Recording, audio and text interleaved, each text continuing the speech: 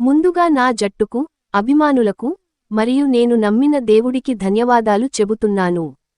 ఈ రోజు మేము ఆడిన ప్రతి బంతి వెనుక ఉన్న కృషి, సమయం, మరియు విశ్వాసం నాకు గుర్తు వస్తుంది.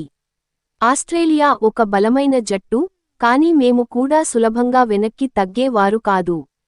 ఈ సెమీఫైనల్లో ప్రతి ఒక్కరూ కూడా తన శాతం 100% ఇచ్చారు.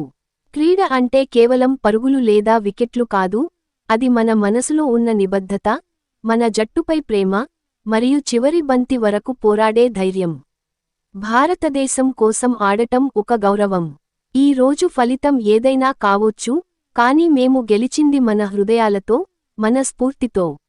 యువతీ యువకులు అందరూ గుర్తుంచుకోండి, కలలు కనండి, కష్టపడండి, దేవుడిపై నమ్మకం ఉంచండి. ఒక రోజు మీరు కూడా ఈ స్థాయిలో నిలబడతారు.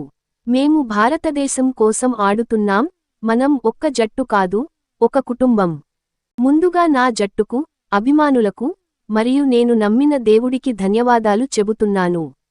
ఈ రోజు మేము ఆడిన ప్రతి బంతి వెనుక ఉన్న కృషి, సమయం, మరియు విశ్వాసం నాకు గుర్తు వస్తుంది.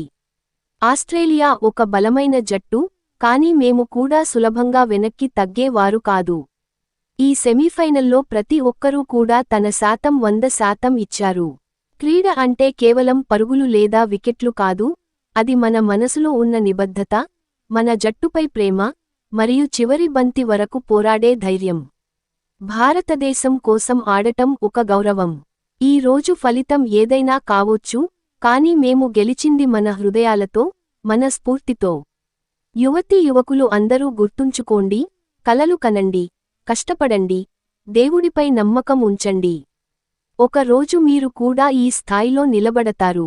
మేము భారతదేశం కోసం ఆడుతున్నాం, మనం ఒక్క జట్టు కాదు, ఒక కుటుంబం.